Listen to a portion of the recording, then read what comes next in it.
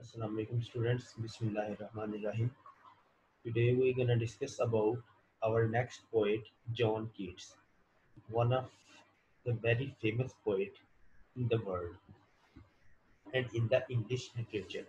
So John Keats जो है basically बहुत ही फेमस पोइट जो है वो माना जाता है। ठीक है, ये ऐसा पोइट है हमारे सामने जिसने जो है वो प्री मिच्योर डेथ को फेस किया। ठीक है, मतलब वो 25 साल की उम्र में जो है वो मर गया। ठीक है, 25 साल की उम्र जो होती है वेरी यंग एज। ठीक है, सो हम जो है वो तसव्वुर नहीं कर सकते कि 25 साल की उम्र में शायद कोई मर जाए। ठीक है, सो इतना फेमस जो है वो ये पोइट था कि इसके बारे में कहा जाता है कि अगर ये थोड़ी सी जो है वो ज़िंदगी और इसको मिल जाती तो शायद इसका नाम इतना बड़ा होता कि दुनिया में किसी और पोएट को याद ही ना रखा जाता। ठीक है, लेकिन ऐसा भी नहीं है। जिस तरह इसकी ज़िंदगी में हालात आए, ठीक है, उन सारे हालातों ने ही इसको इस तरह का पोएट बना दिया, इतना ग्रेट पोएट बना दिया। अच्छा, इसका जो जो इसका जो वर्क था, इसकी ज़िंदगी में जो है वो छप नहीं सका। कि वो एक कह लें कि दुनिया का सबसे बड़ा पोएट जो है वो बनना चाहता था, जिस तरह से शेक्सपियर है और जिस तरह से ये सारे हैं। ठीक है, इस तरह का जो है वो पोएट कह लें कि बनना चाहता था अपनी लाइफ में, लेकिन अनफॉर्चुनेटली वो कह लें कि इस तरह का पोएट अपनी लाइफ में तो नहीं बन सका। ठीक है, वर्क उसने जो भी लिखे वो उसकी लाइफ में पब्लिश नहीं हो सके, लेकिन उसकी डेथ के बाद जब उसके वर्क पब्लिश हुए तो फिर लोगों को पता चला कि ये कितना बड़ा जो है वो पोएट था। और स्पेशली इसकी जो कबर है, फिर उस पे कुछ फ्रेजेस जो है वो एक फ्रेज जो है वो लिखी गई। उस पे लिखा गया हिज सॉरी यहाँ पे मिस्टेक हो गई है, his name is not engraved on stone but on water. ठीक है, कि उसका नाम जो है ना सिर्फ इस स्टोन पे इनग्रेव किया गया है, बल्कि उसने अपना नाम, अपनी यादें पानी पे भी इनग्रेव कर दी है। मतलब पानी पे भी उनको जो है वो लिख दिया गया है। पानी पे अब आप कोई चीज़ नहीं लिख सकते, इट इज़ इम्पॉसिबल। लेकिन उसके सिर्फ नाम की वजह से, कि उसका इतना फेमस वर्क और इतना अच्छा वर्क जो उसने किया, उसकी वजह से ये फ्रेज जो है वो लिखी गई उसकी कब्र के ऊपर। ठीक है, तो अब हम इसकी लाइफ को और इसके वर्क को जो है वो थोड़ा सा डिस्कस कर लेते हैं। 25 साल की उम्र में जो है ये इसको प्री मेच्योर डेथ जो है वो फेस करनी पड़ी बिकॉज ऑफ ट्यूबर क्लासिस। ठीक है, क्योंकि इसको जो है वो ट्यूबर क्लासिस था। इसका एक बाप भी ट्यूबर क्लासिस सॉरी इसका बाप भी जो है वो इसी बीमारी की वजह से मरा। ठीक है, इसकी माँ भी जो है वो इसी बीमारी की वजह से मरी। ठीक है, क्योंकि इसका कह लें कि इसका बाप जब मर गया इस बीमारी की वजह से, तो उसकी माँ ने दूसरी शादी कर ली, रीमैरिड कर लिया। ठीक है, एक शख्स से। लेकिन अनफॉर्चुनेटली वो भी 1810 में उसकी भी डेथ हो गई ट्यूबर क्लोसिस की ही वजह से। उसके बाद हम देखते हैं कि जॉन कीट्स जो है वो बेसिकली उसने अपनी जो अर्ली एजुकेशन थी वो एनफील्ड एक स्कूल था वहाँ से हासिल की थी। ठीक है, उसके बाद हम देखते हैं कि जॉन कीट्स का एक जो भाई था वो भी इसी ट्यूबर क्लोसिस की वजह से मरा। ठीक है, और जो उसकी फाइनल स्टेज ट्यूबर क्लोसिस की, यानी कि वो उस पीरियड टाइम पीरियड में जॉन कीट्स ही जो है वो उसके पास था। इसका एक और भाई था। इनकी फैमिली में सिर्फ एक ही बंदा बचा, ठीक है, जिसको ट्यूबर क्लोसिस नहीं था। बाकी इसकी सारी फैमिली जो है वो ट्यूबर क्लोसिस की वजह से मर गई, और वो खुद भी ट्यूबर क्लोसिस से ही मरा था। ठीक है, और बड़ी यंग एज में जो है वो मर गया था। अच्छा, इसका सिर्फ एक ही भाई था, मतलब एक ही भाई ऐसा बचा जिसको ट्यूबर क्लासेस नहीं था। ठीक है, जब इसकी सारी फैमिली के लोग जो है वो वन बाय वन करके मरते जा रहे थे, और वही एक इसका भाई था जिसने इसकी जो है वो अपब्रिंगिंग की। ठीक है, और इसको बड़ा किया, लेकिन बाद में वो भी शादी करके किसी और कंट्री में जो है वो सेटल हो गया। और फिर जॉन कीट्स जो है वो बिल्कुल कहने के अलोन हो गया। इसने जितनी भी ज़िंदगी गुज़ारी फिर भी अकेले ही गुज़ारी। ठीक है, फिर अपने ये एक दोस्त के घर जो है वो शिफ्ट हो गया अपने भाई की मौत के बाद, जिसका नाम चार्ल्स ब्राउन था। ठीक है, वो हेम्पस्टेड में जो है वो रहता था। उसके नेबरहुड में ही एक लड़की जो है वो रहती थी। ठीक है, फैनी ब्राउन, जिससे वो प्यार कर बैठा।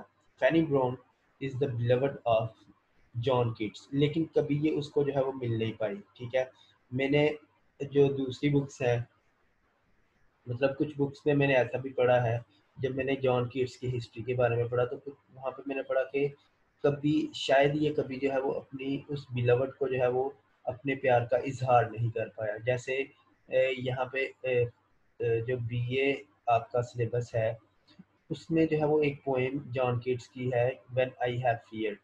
सो उसमें जो है वो इस चीज़ का हिंट देता है, ठीक है, कि ये जो लव है ये वन साइडेड लव है। ठीक है, लेकिन फिर बाद में जो है वो एक और हिंट देता है कि शायद इसने जो है वो फैनी ब्राउन को प्रपोज किया, लेकिन फैनी ने जो है वो इसको रिजेक्ट कर दिया।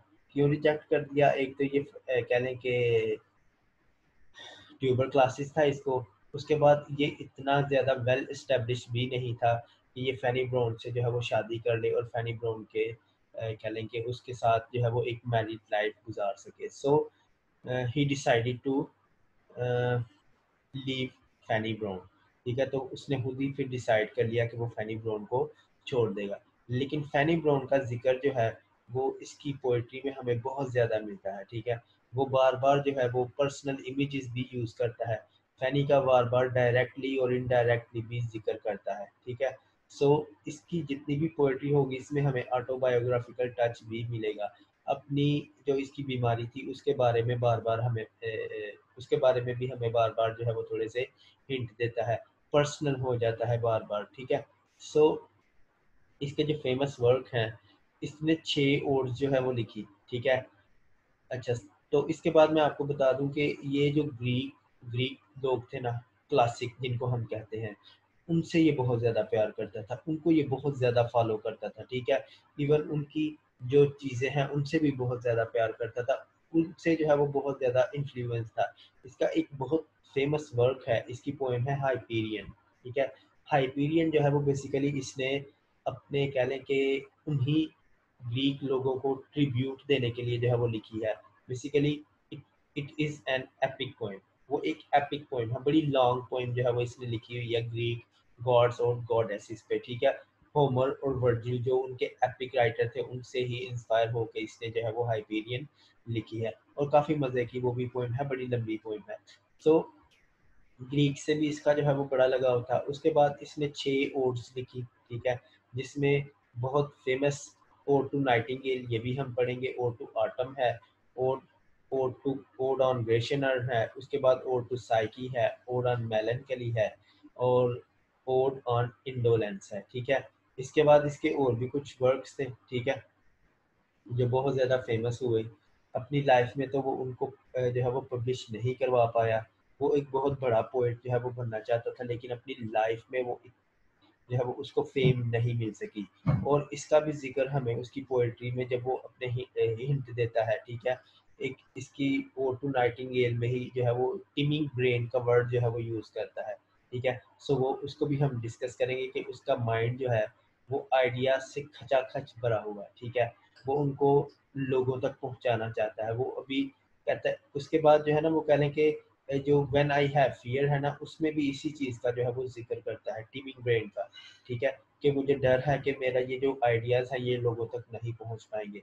सो वहाँ पे भी अपने ये फियर्स बताता है। इसने बड़ी फियरफुल लाइफ जो है वो गुजारी। ठीक है, डर डर के जीना चाहता था, लेकिन किस्मत ने इसको मौका नहीं दिया कि वो ज़्यादा ज़िंदगी जो है वो जी सके। लव किया, उसमें भी नाकाम हुआ।